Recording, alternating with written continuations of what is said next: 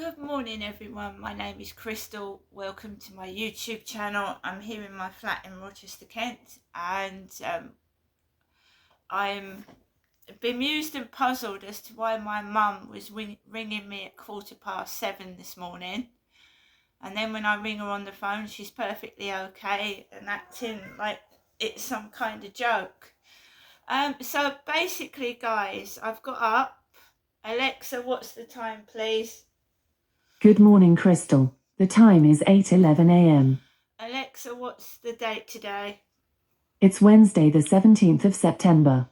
Alexa, what's the outlook for Rochester?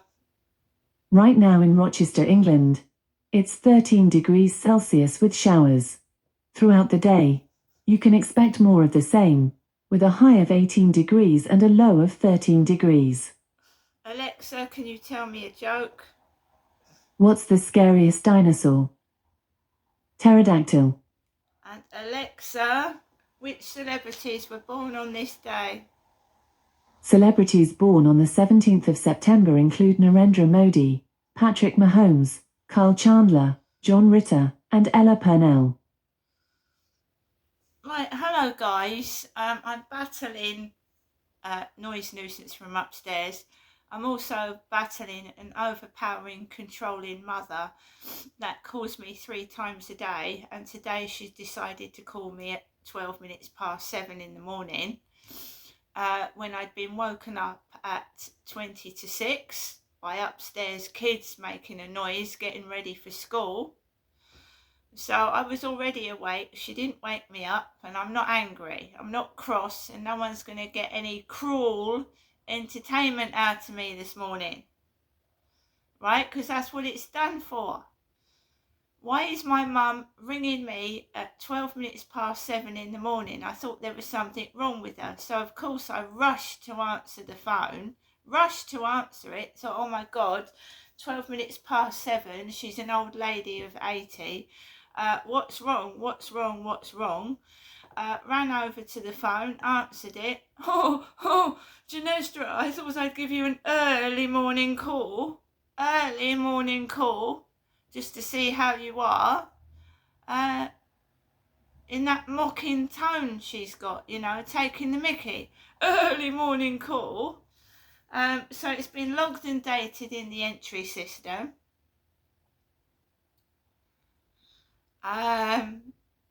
So it's been logged down. Everything so far this morning. Crystal, here's your updated noise nuisance and harassment log for today so far. 6:38 a.m. Loud noise from the guy upstairs kids. 7:12. Jennifer called, your mother. Left a voicemail. You haven't listened yet. At first you thought she was ill. 7:50 a.m. The guy upstairs goes out with his kids. And there's a pending note because I haven't listened to what my mother left on the voicemail message.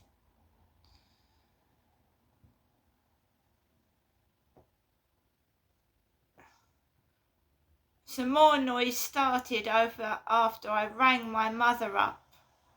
When I rang my mother up, some noise started. Banging near my living room wall.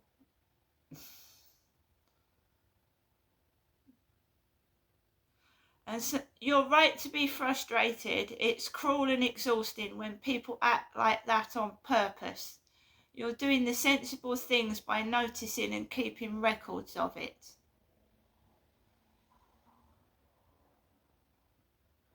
It says, if you feel unsafe right now, call emergency services. If you don't, small steps that might help immediately. Close windows, put on headphones, white noise, move to a different room if you can, drink some water and sit with Max for a few minutes if that helps. This is constant harassment from morning till night. Constant. Picking on me, being cruel, my own mother mocking me. Ginestra, I'm just calling to give you an early morning call. And my name is Crystal. She's Jennifer. up at 33 Durrell Gardens, Chatham. My mum is Jennifer. I'm Crystal, Jennifer's daughter.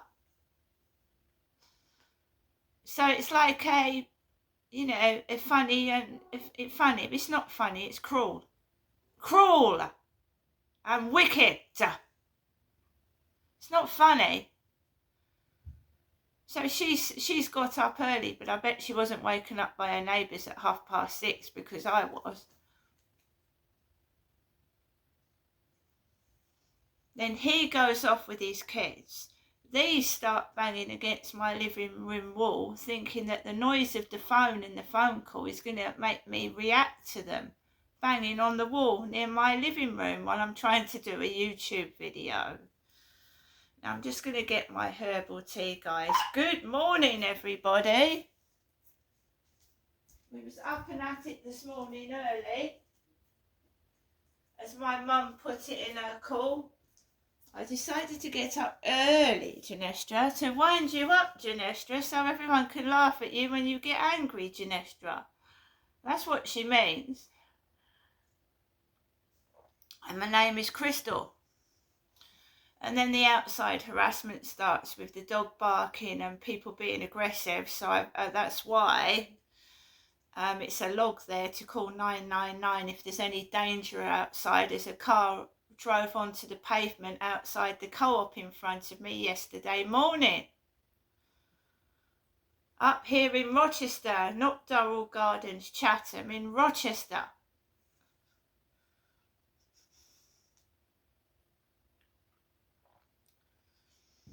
So, good morning, guys. Like I said, I was woken up at 6:30, 28, whatever you call it. I laid down, I did not get up. I put some music on. I'm a fan of 80s music, so I put some 80s music on, and that drowned their footsteps out and their banging upstairs. Put some loud music on it. Yeah, I had to. There was no other way around it. Otherwise, I don't want to listen to their noise. Is their noise. I make my own noise. I don't want to listen to their noise. It's nothing to do with me. So I put my noise on. Hyde Housing, voicemail left yesterday. They don't think there's anything to investigate. They're not going to do anything. So I've put it up to a stage 2 complaint. And then we go right to the complaint with the complaint service, then take it to the ombudsman, and then it'll go to a solicitor. So we're doing the right thing. I believe it's being done for show. I believe someone has got audio equipment or even small cameras watching me getting distressed and upset, and they're having a bit of entertainment out of it, whether it's online or on the TV. So basically, the only way to stop them is to get to have the flat thoroughly checked out for tiny cameras and audio bugs. And I know that sounds ridiculous, but even a landlord's done that to his tenants in the past. Put a camera in the attic and been watching couples doing their do in their flats. So don't think I'm mad and stupid. It has happened where even landlords have spied on couples having sex. Right, it was in the newspapers up in Gloucestershire by using tiny cameras.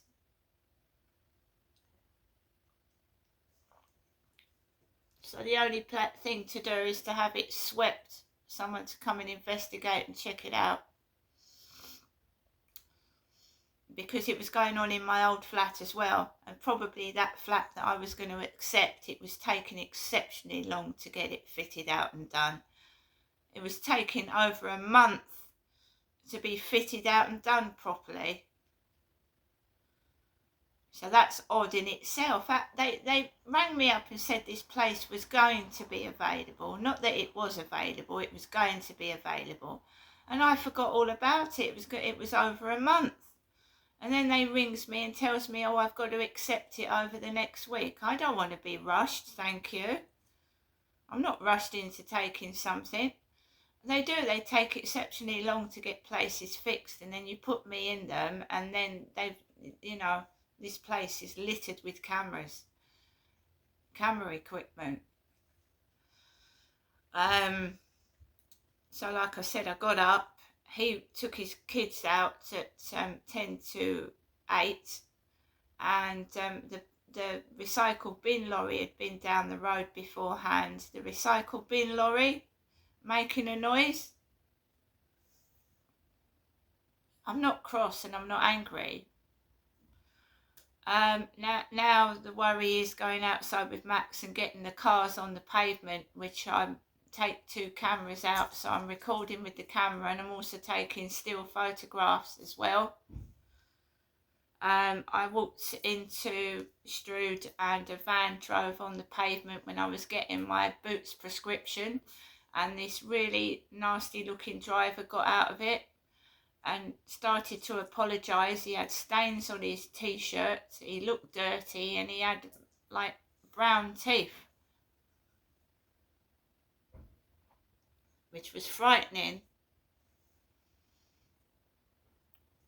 They make excuses to come and talk to you, and I don't want to talk to people. I just want to get what I'm doing and get out of where I'm going. I don't want all this bullshit and crap. So when I go in, I believe, yes I do, I believe they're staging incidents when I go into shops. And when I'm going to get my electricity and gas, they're staging things. And it's usually about sex. I had I was just innocently getting my gas, and 3 boys came into the shop. 3 young lads came near the shop and started doing a scenario around the shop desk where I was getting my gas, and I did ring the police, and they didn't do anything. They didn't come out, they didn't do anything. I had these lads on video, they didn't do nothing. Staged a sex scenario in a shop. And they ran off when I took the camera to their face. They ran off out the door. They scooted.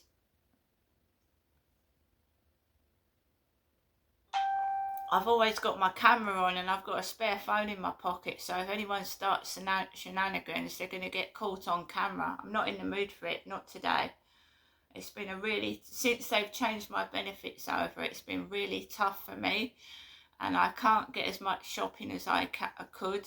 It's hard to manage bills because it's every month and instead of every 2 weeks like it was. So some bills have got behind. I'm struggling, and they're playing on that. And I've got people calling me a hoe and a prostitute. These men come out from nowhere with plastic bags. I'm not interested.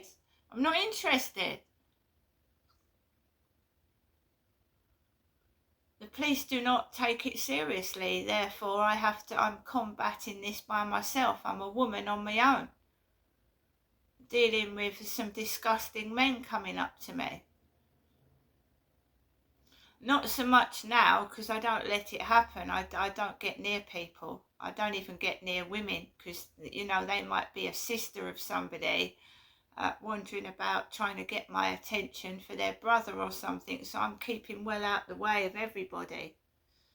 So I just go from A to B, and that's it. I don't get involved in conversation with anyone, and that's not me being a snob and being snooty. That's keeping myself safe, because that bloke that came up to me on the field and started suggesting stuff, he's probably got a load of relatives that I don't know about, and they could be all about everywhere, and mates, and I'm keeping myself to myself.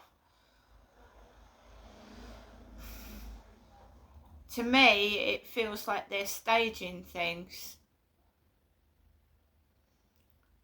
right? And they're trying to get me angry. Do you know that they can stage things and make out you're the villain and carry you off to a fake police cell. A fake police cell. A constructed police cell just for me. So they're doing all bad stuff. They're taking drugs. They're doing this and they're doing that. But you must not retaliate. When you're being gang stalked and followed and provoked, you must not retaliate. That's why I put music on. And I carry on with a hobby, or I distract myself with a book, newspaper, or watch the TV, because they want you to react to it, so they can start playing about in their fantasy worlds where and I have been put in a police cell wrongly against my will. And when I said I want to complain, they told me, we're not going to let you out of the cell if you complain. They said it's highly likely you'll get put back in the cell if you start complaining. So I had to do as I was told to get out of a police cell, even though I was wrongly in there for no reason at all. So when someone gets violent towards you, you've got to be very careful how you react to even them thumping you. Because I was put in a police cell because I reacted to violent behaviour. I was put in a police cell because I reacted to violent behaviour. I was put in a police cell because I reacted to it. I was defending myself. So they decided to arrest me when I wasn't the perpetrator, and I spent 18 hours wrongly convicted in a police cell. And I have anxiety and depression, and they left me in the police cell with my trainer shoelaces on, thinking that I would kill myself in the police cell. It's this bad. The involvement of what's been done to me over the years is so bad, they keep trying to get me to kill myself. Because they can't actually, they don't want blood on their hands and kill me themselves. So they want me to do it myself. Or they want to make it look like an accident, like I get run over or something by a car accidentally coming on the pavement. That's why I reported that to the police yesterday.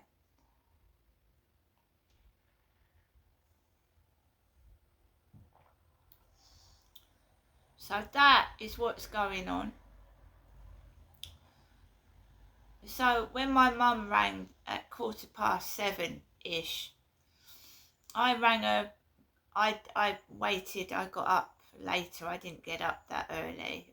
I was woken up at 6:30, but I just lived there. There's no point getting up hearing kids running up and down the ceiling, it's annoying. So I just sat with music on for half an hour. That's what I did.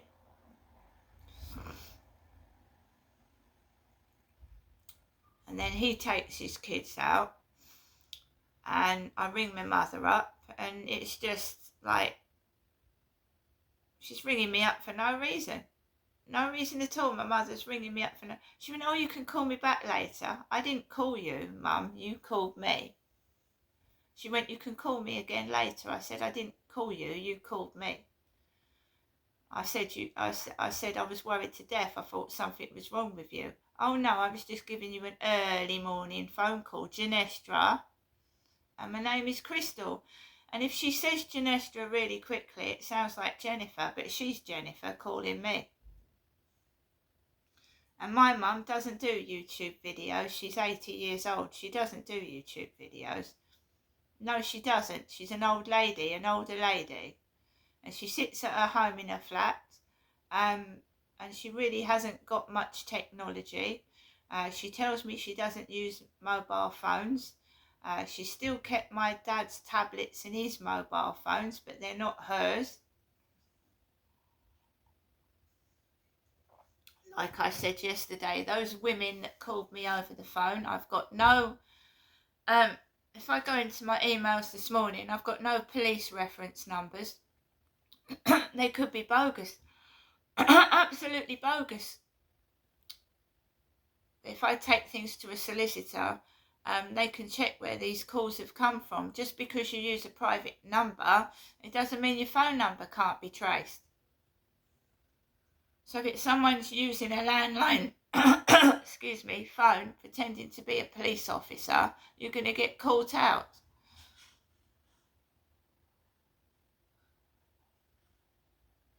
That's what it sounds like to me when they don't give proper reference numbers or crime numbers.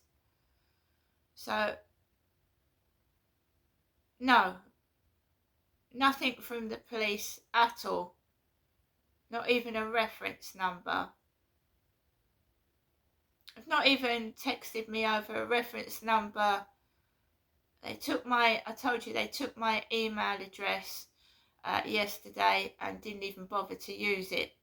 I just kept getting debt letters and forms telling me, do I feel like killing myself? Which has all been made record of. No, absolutely nothing from the police at all. So to me it sounds dodgy when police keep ringing up on private numbers. So if they ring up on a private number again, I'm going to say calmly and politely, can you ring me back on a number that's visible? Otherwise I don't want to speak to you. Unless they want the phone call recorded. The same with Lauren Edwards' private secretary, although I think she's called me on a mobile number before. Let me have a look. Lauren Edwards MP secretary was supposed to get back to me as well, and she hasn't.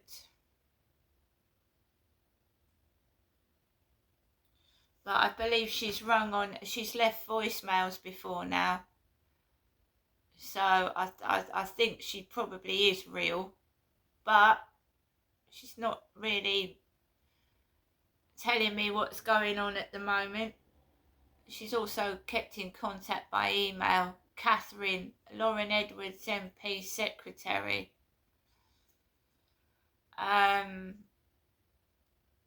So I'm battling at the moment, a never-ending battle to try and find out where this harassment's coming from, who's doing it. Are these real people? Some of the names seem fictitious to me. The names named after pop stars. When I used to go up to the Medway Maritime Hospital for examinations, that seemed the same sort of thing. I thought they were filming pornography because of how my mother was acting towards me. I used to get chest pain, panic attacks. So I'd call an ambulance because I had chest pain, because that's what they tell you to do. 111 do. I was experiencing chest pain and panic attacks, and an ambulance would come outside and they would take me off to the hospital and I would get treated. It was felt to me like pornography, or they were deliberately being malicious and mistreating me, one or the other. Malicious. Being cruel and nasty with medical equipment, putting needles in the wrong place, leaving me in a cubicle. My hand blew up. They put the needle in the wrong place and my vein blew up like a balloon, and they left me alone in a cubicle like that. It's deliberately mistreating me, and it's been going on for a long time within the police force, the ambulance system, because I reported child abuse in 2008. Child abuse. And a lot of whistleblowers live solitary lives, and they put their life at risk because they are in my case, I was trying to save my own children, save my own kids. And this is how I got treated.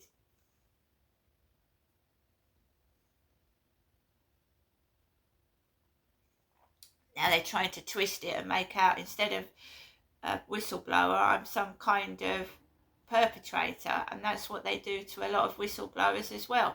Try and pin shit on them so that no one uncovers the real reason, and the child abuse still goes on. It's child abuse. Paedophile rings and child abuse. I whistleblowed on it, and they basically tried to pin it on me, and that's fucking untrue. I started going into the internet in the early 2000s, and I'm sure there was a paedophile ring in there. Paedophile ring in the internet. And I uncovered it blew the whistle and this has all happened to me. And of course, if you don't, the perpetrators are still going to do what they're doing. So if the police let paedophiles off the hook, then you're just going to get a world full of paedophiles preying on kids, which is wrong, but there you go. But this involves something else as well. I believe there's someone high up involved as well, which is even worse, because they're abusing their power of trust and their authority, and it's wrong. It's wrong. Absolutely wrong. I've been abused since I was 10. I was abused since I was 10 years old. I went to a doctor. The doctor blamed me. At 16, I'd kept it a secret for years, and then I went to school, and I think it was my first job. I sat down and I read this magazine, and it was talking about child abuse and what's healthy touching, what isn't healthy touching. And I thought, well, that happened to me. And they said, well, you must get the courage and tell somebody. So I'd read this magazine about what I'd gone through being abused as a child. I got the courage to go and see a doctor, and the doctor told me it was my fault. I must have done something to provoke my dad into touching me, which is absolutely wrong. It's not right at all. That's wrong information. So I thought, oh my God, I've got the courage to tell somebody. They're blaming me. Then I started to read books on child sex abuse and how it causes adults in their adult life to become adults with problems like drugs and drink. And I tried to understand why authorities won't help people that have suffered child abuse, and it's not a fucking dirty word. The abuser should be the one that's dealt with, not the victim, but the victim is treated like they're dirty and wrong. And I decided to speak out about it and let other people know out there that are suffering abuse from parents that it's not a dirty word. You are strong and you will get through it, because I have. And people today in 2025 do not want to hear about incest, child abuse. It's still, to me, it's still taboo to talk about it. And it still feels, they make you feel like you're dirty and disgusting and an alien from another planet, when what was done to me has ruined my childhood, my work, my relationships. And at the age of 56, I'm trying to get help from the trauma. And I'm getting phone calls from stupid police officers and therapists who are lying to me over the fucking phone, lying over the phone and not helping me at all.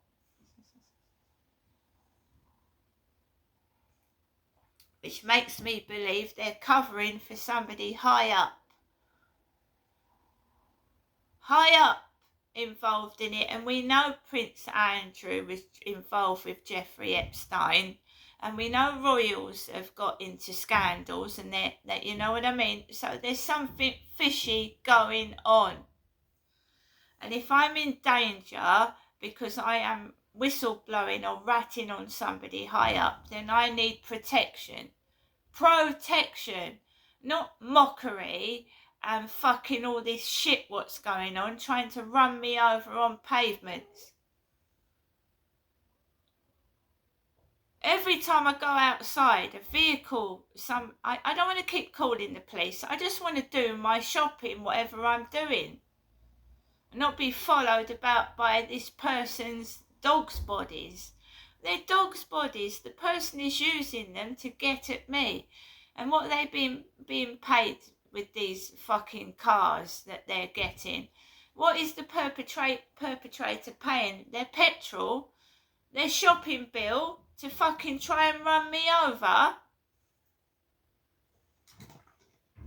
And I keep fucking recording it and taking photographs. I'm putting my own fucking life in danger because of these idiots doing what they're doing. I don't care about the noise that's going on. These people need to grow up. Yeah, you go, shouting out the window, look.